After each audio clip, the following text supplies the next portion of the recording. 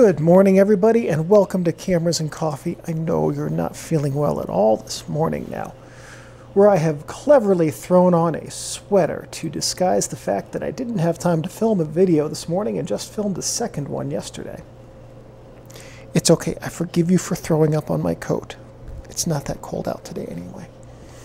Okay, so in today's video, there's a link in the description to an article from Digital Camera World about the f/0.8 lens on the way, the world's fastest production lens.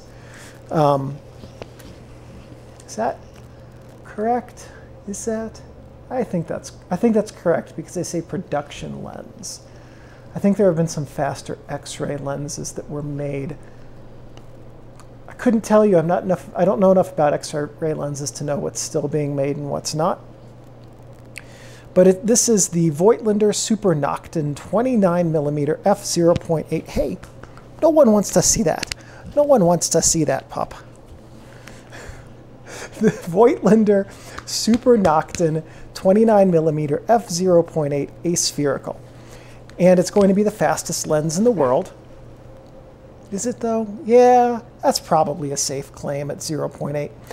And so I'm reading the article.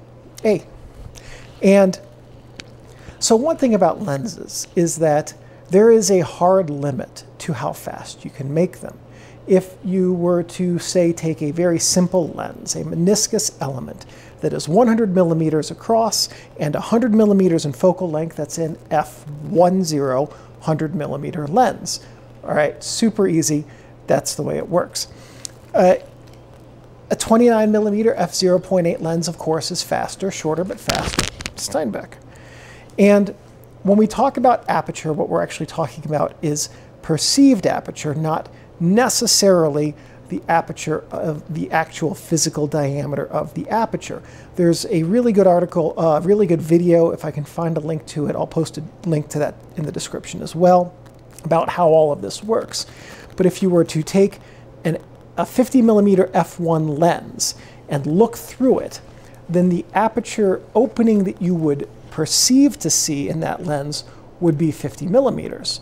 An f2 lens would have a perceived aperture opening of 25 millimeters. All right, so the video, if I can find it in the description, the link in the description goes into much more detail about calculating that.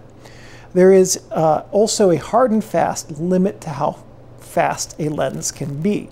So if you were to take a 200 millimeter lens and give it a focal length of 20 millimeters, that would not be a 20 millimeter f/1. It would be a 20 millimeter f/0.5 because the refractive index of air is 0.5.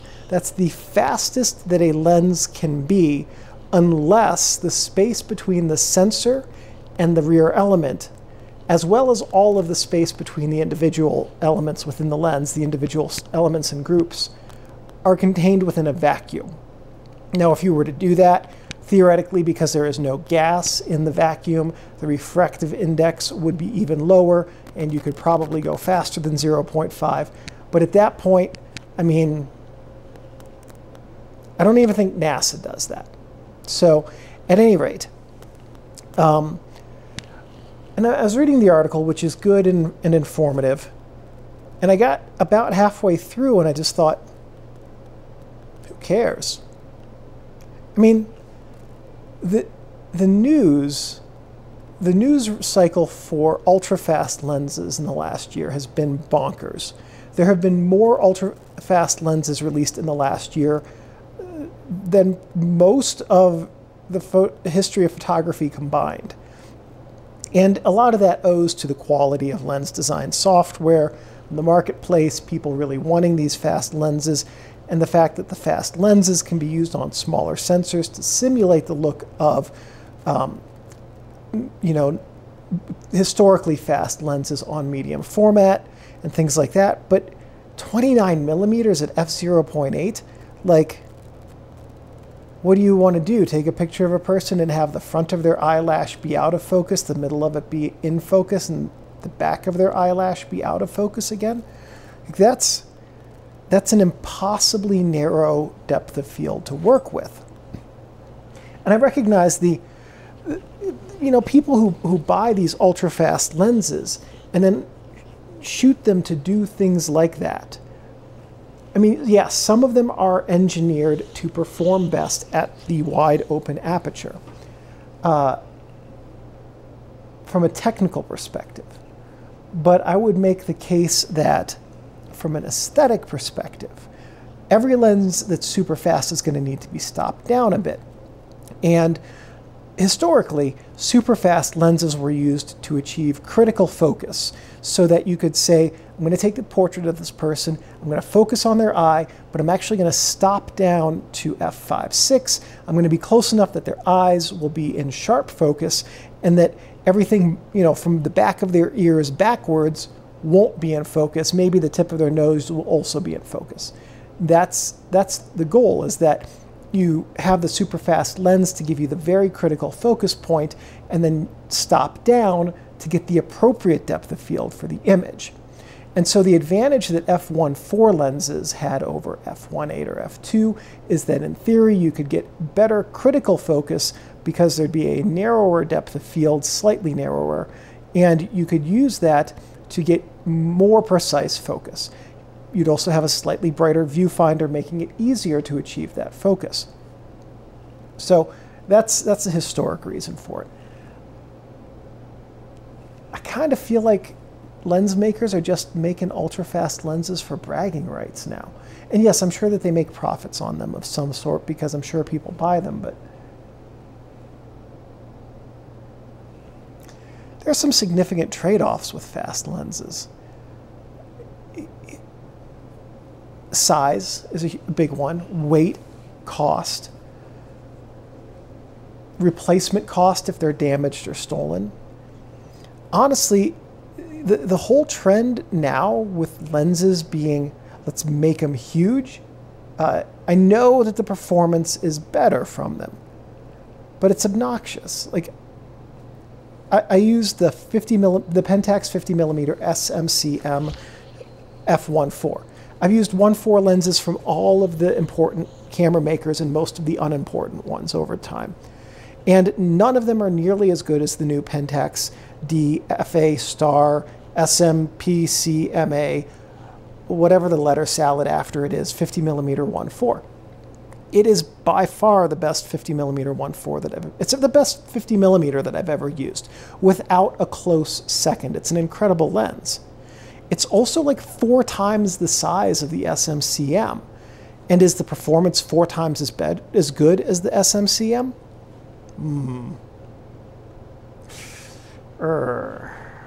No. The autofocus is incredible and very nice to have. But in manual focus, it's not a lens that's 4 times better. It's just a lens that's 4 times larger. It's maybe twice as good in terms of the final images. So it's sort of like we're at a point with lens engineering where they're really pushing the boundaries of what you can do with them, getting to a point where the amount of return for the amount of investment is significantly lower than it was 30 to 40 years ago. And it's sort of like when engineers who design supercars design them to go fast.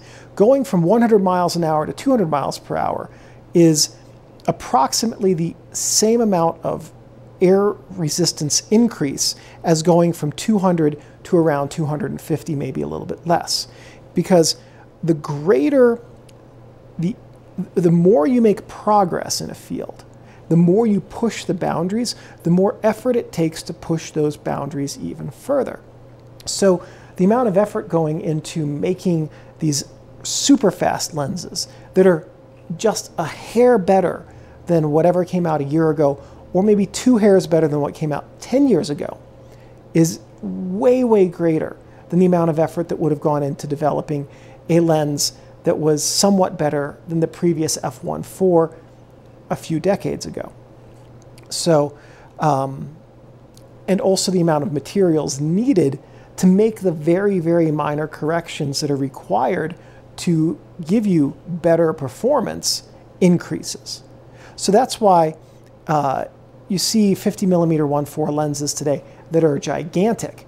They don't have to be, But in order to get that incremental improvement of a handful of line pairs per millimeter of sharpness better at the corners, somewhat better contrast in the center, better color rendition across, that takes more lens elements. The lenses get heavier and bigger. So at any rate, the point of that is that, do you really need a 29mm f/0.8 lens? No, you don't. You don't need a 50mm f1 lens. You don't need a 50mm f1.2 lens. And the drawback to a lot of those lenses, that when you get super fast like that, because of the diameter of the elements that are in them, there is a greater surface of area that's capturing light. But the surface area of your sensor has not grown, which means if you have a sensor that's this big and a lens that's roughly the same diameter, the light coming into it doesn't have to bend as much to reach the sensor. Whereas if you have your lens sensor or your image sensor here and a lens with a diameter that's up here, the light coming into the peripheries really has to bend to make it down to that sensor. And so what happens is that you end up with weird things like jittery out of focus areas on many of the f1.2 lenses that have ever been made. Or you get those bright rings around out of focus areas where they look like bubbles with the bright perimeters that I think I've said in some of my lens reviews, sometimes bother me, sometimes don't, depending on the situation. Start getting things like that going on. And that, to my eye, I would much rather have a lens that's just an indistinguishable amount less sharp and a stop slower than one that's going to give me challenging to accept out of focus area quality. I think that's the nicest way I can put it. So, I mean, realistically, ultrafast lenses, I think, are a fad. I think they come and go in and out of fashion to an extent. We're in a period right now where they are very, very much in vogue. My suspicion is that this fad will last a handful of years, half dozen, give or take. We're probably fairly close to the beginning of it right now. And then some other trend will come along that will surpass it. And this is the way that lens design has played out over the life of camera manufacturing, especially since the mid-20th century, when coatings became very popular and they were a marketing aspect. And what type of coatings and how many letters describing the coating could be put onto the lens name as a marketing ploy. Well, a Canon 50mm SC lens isn't any worse than an SSC lens, or it's not any worse than an FDN lens that replaced that. So if you look over the course of camera lens history, you get these little fads that come and go about what makes this lens this incredibly incremental amount better. You know what? None of that realistically matters. You can take great photos with whatever lens you have, as long as you're taking photos that are within that lens's performance range. So the whole point of this is, I know that there's a whole lot of interest in fast lenses, that there's a lot of people who are really trying to get them or stretching to afford them. Don't. Get a lens that's comfortable to buy, and you can use it and take exceedingly good photos with it as well. You're never going to be in a position where f1.0 or f0.8 or 0.95 is mandatory for the image that you want to deliver. You will be in many, many situations where an aperture that fast hampers your ability to get the image you want to deliver, however. So, at any rate, that's my rant for today. F2, f1.8, f1.4, those are just fine speeds. You're not going to find anything that makes you super happy going any faster than that. You will find things that make you super unhappy, like the cost, however. Have a good day, everybody, and I'll see you in the next Cameras and Coffee. Won't we, Steinbeck?